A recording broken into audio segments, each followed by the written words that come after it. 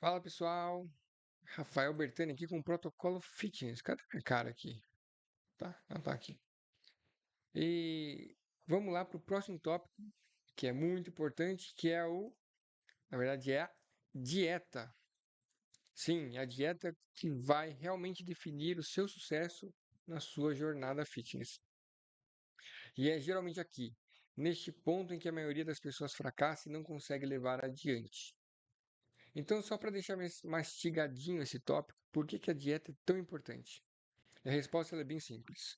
É dali que a gente vem, que a gente tem energia para armazenar e virar gordura. Tá legal? Todo mundo já sabe disso, mas o que que seria a dieta? A dieta, geralmente, quando as pessoas escutam, elas pensam em restrição, mas dieta não é isso. Dieta é controle. Você controla o quanto vai comer, ingerir de macronutrientes e calorias. Então, por que que esse controle da dieta ela é tão importante? Porque, pessoal, ó, a comida que a gente come é o que nos mantém vivos. Eu sei que isso parece óbvio, mas existe uma coisa aí por trás. Pense que para a gente existir até hoje, para a gente ter sobrevivido a tantas coisas, nossos antepassados precisaram sobreviver. Nosso instinto básico sabe que precisa de comida. Então esse relacionamento da comida com o corpo, ela é muito visceral. Isso quer dizer que se você tentar bater de frente com isso, você muito provavelmente vai perder. Se ganhar, você vai ficar louco. Então você não vai vencer um mecanismo de sobrevivência que atua com sucesso há milhares de anos. E é por isso que essas dietas sem sentido, muito restritivas, não funcionam, porque elas vão te deixar doidos. E se a pessoa chegar no final da dieta, conseguindo realmente fazer uma dieta dessa, logo mais vai ganhar tudo de novo. Vai ficar extremamente frustrado e muitas vezes traumatizado com esse tipo de dieta aí da lua, do abacaxi colorido e de coisas assim. Então, nós não podemos ir contra a nossa natureza que nos fez chegar até aqui. Precisamos não bater de frente com ela, mas contorná-la, deixar ela menos incomodada. Seria como se a gente tivesse um cão raivoso que não pode acordar. Então você não acorda ele, só vai levando sem fazer barulho, de mansinho.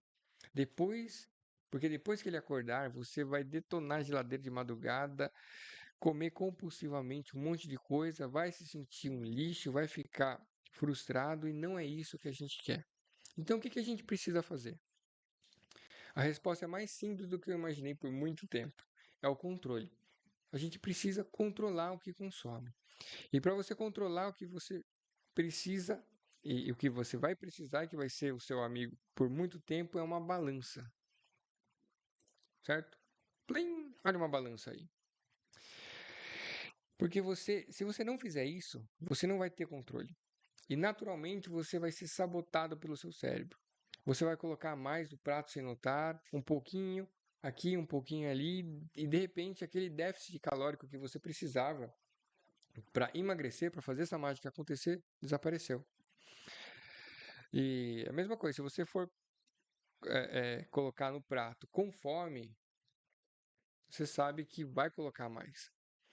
Então, outra coisa muito importante é que essa balança, o ato de pesar a comida, ela é um reforço positivo dessa sensação de controle, dessa sensação de dieta acontecendo e de isso se mantendo. E reforços positivos são muito importantes para a gente conseguir o que precisa. E aí a gente começa com alguns termos muito importantes que foram apresentados aqui, que seriam, vamos começar com os macronutrientes. Na dieta, a gente precisa saber identificar o que são os macronutrientes. Então, macronutrientes. Então, macronutrientes. Então, macronutrientes. O que são macronutrientes? São basicamente proteína, que é responsável pela regeneração das células, dos tecidos, do cabelo, da unha e do músculo do corpo. Carboidratos, que são uma grande fonte de energia. A gordura, que também vira energia e ela é muito importante para várias coisas do corpo, como a produção de hormônios, então ela é fundamental. E a água, mas a água a gente vai ter um tópico para falar sobre ela. Então vamos dar uma olhada. nessa questão, nessa constituição de macronutrientes em alguma composição, em algum alimento muito comum que a gente tem. Por exemplo, o arroz branco. Olha, existem vários sites aí que você pode consultar as tabelas nutricionais dos alimentos. E depois, logo depois, eu vou passar um que eu uso. O importante é você ter uma referência. Então, a gente tem todos esses macronutrientes nas propriedades dos alimentos. E a gente precisa aprender a ler essas informações. Então, vamos entender primeiro esse primeiro tópico aqui, que é a energia. O que é essa energia? Então, quando a gente consome um alimento, toda essa questão, os açúcares envolvidos, as proteínas, as gorduras e os carboidratos, eles se transformam em energia. Então, quando a gente vê essa questão de energia, as calorias, tudo isso aqui que está dentro, quando você consome, vai produzir essa energia que vai entrar para o seu corpo. E o seu corpo vai ter que lidar com ela, ou utilizando ela para queimar, se você já tiver em déficit calórico, ou utilizando ela para armazenar em forma de gordura. Então, logo depois, a gente tem os carboidratos, que viram energia também, as proteínas, que são fundamentais para a construção de todos os tecidos do corpo e de músculo também, e as gorduras, que também é importante, que viram energia, e as fibras. As fibras são uma parte que não é digerida da alimentação. Mas o que significa e para que é importante as fibras? A gente vai tratar aqui de um assunto chamado picos glicêmicos. Então, quando a gente come um alimento, esse carboidrato, ele demora mais ou menos para entrar no sangue, para ser digerido e entrar no sangue e virar açúcar, ou glicose, essa questão de glicose no sangue. Se a gente olhar esse gráfico aqui, olha que interessante, a gente comeu uma pizza. Quando a gente come uma pizza, com o passar do tempo, a partir do momento que você come, você acaba tendo uma glicose liberada no sangue. E você tem esse pico. Então, em um curto período de tempo, você tem essa montanha aqui íngreme, que é o pico glicêmico. O pico glicêmico, ele é muito ruim para o corpo, por várias razões. Ele realmente machuca o corpo. E ele afeta muito a questão do emagrecimento, também como afeta ou aumenta o armazenamento dessa glicose em reservas de gordura. Então, evitar esse pico glicêmico é muito inteligente, tanto para a saúde, né, para a questão de saúde mesmo do corpo, porque você realmente fere o corpo quando você tem esses picos glicêmicos, quanto para esse processo de emagrecimento. Então, essa segunda curva em verde, na verdade, ingeriu ela com salada. E a salada, ela representa aqui exatamente a fibra. Ela vai ser literalmente uma interface, né? Realmente uma salada é uma interface ali que vai dificultar essa, essa caloria ser absorvida pelo sangue e entrar como glicose no sangue. Então você tem uma maior dificuldade da pizza ser digerida e entrar. Então ela vai entrar no sangue, ela vai ser digerida, mas esse processo ele ocorre de uma forma muito mais tranquila. Você tem um achatamento dessa curva. Isso para o corpo é muito importante, principalmente para esses processos de emagrecimento. Então, olha que interessante. Quando a gente come uma maçã, a gente tem esse pico aqui glicêmico, bem tranquilo, ele é devagar, gradual. Então, o açúcar está entrando no sangue e o açúcar da fruta é conhecido como frutose. E a frutose, apesar dela ser da fruta, ela é muito pior do que a sacarose ou a glicose, esse açúcar que a gente come. Ele é muito pior. Assim, na verdade, ele é algumas vezes pior do que os outros açúcares. Só que quando você come uma maçã, ela está envolta numa interface física que são as fibras que vão dificultar muito esse açúcar entrar no sangue. O problema é que quando a gente faz um suco, a gente não está fazendo um suco de uma maçã, mas tem umas 4, 5 maçãs. Nós não temos interface nenhuma, as fibras foram tudo para o beleléu. Então, quando você toma, além dela já estar num estado líquido, que vai entrar muito mais fácil, você não tem fibras e a glicose no sangue, olha como é que ela entra, essa frutose, ela arrebenta. Então, suco, tirando o suco de limão, talvez algum outro suco, mas em geral, suco é um veneno para o corpo. É uma porcaria, não serve, faz muito mal para todo o sistema que coma, que consuma esse suco. Não faz bem. Você consome muita frutose de uma forma muito rápida, absorve muito rápida. Esses picos glicêmicos são muito complicados. Então, olha a diferença de você ter fibra ou não na alimentação. Então, vamos dar uma olhada, por exemplo, no feijão carioca. Olha o feijão carioca cozido. A gente tem energia. Deixa eu voltar aqui no arroz. No arroz, olha quanto de energia a gente tem por 100 gramas. 130 quilocal. Temos aqui uma quantidade, mas o feijão carioca, ele tem muito menos. Isso quer dizer, se ele tem menos, você pode consumir mais. Isso é uma grande vantagem.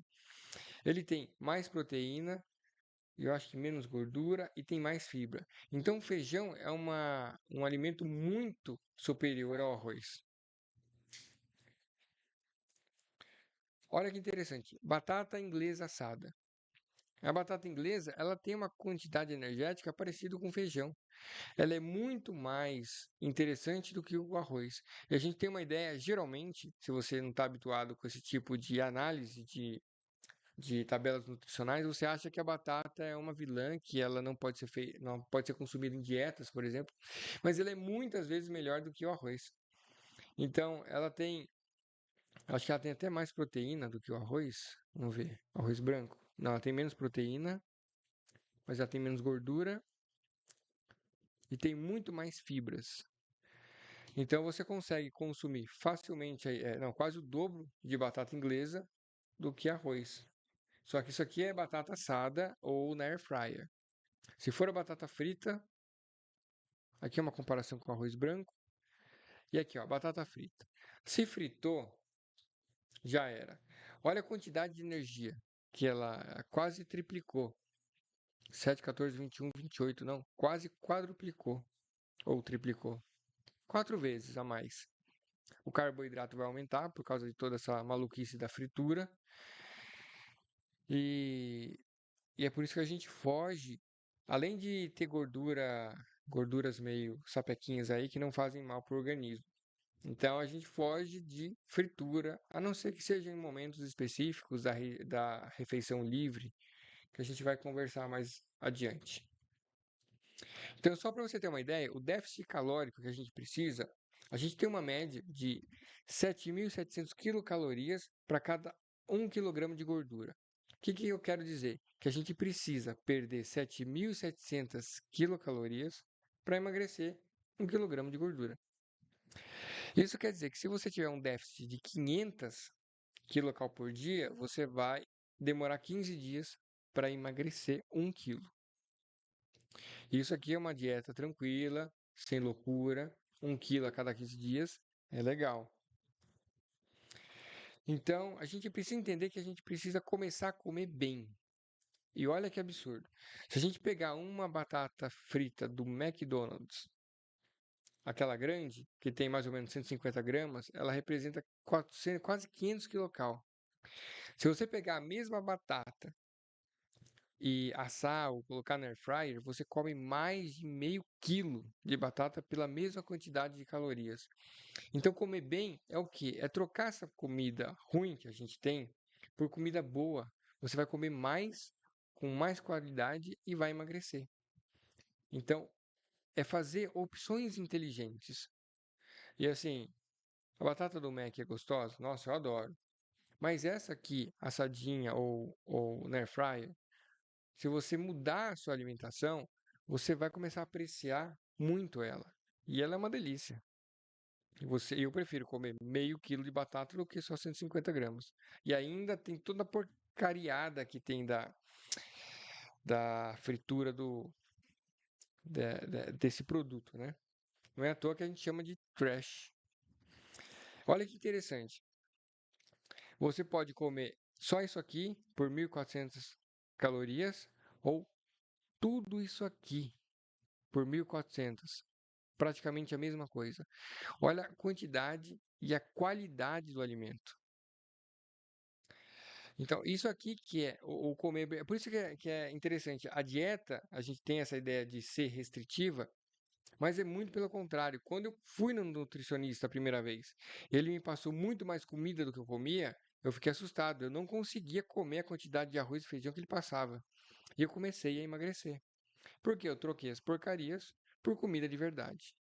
Então você come mais, come melhor, de uma forma muito mais saudável, por alimentos que têm maior volume, só que são muito menos calóricos do que toda essa tranqueira que a gente já está viciado aí. Então são escolhas mais inteligentes. E o interessante é uma dieta que você muitas vezes pode vir a comer mais. Só que se fizer trocas inteligentes. Então a gente precisa ter consciência do que está alimentando, em termos de caloria e proteína, carboidrato e gordura, que são os macronutrientes. A gente precisa ter consciência do que está consumindo quando estiver consumindo. Maravilha? Então, essa é, é uma coisa muito importante, é um tópico muito importante. A dieta é o que realmente vai definir o sucesso de qualquer projeto fitness. É o que é mais importante em termos de resultado, é o que a gente precisa mudar de hábito e perseguir para que a coisa aconteça.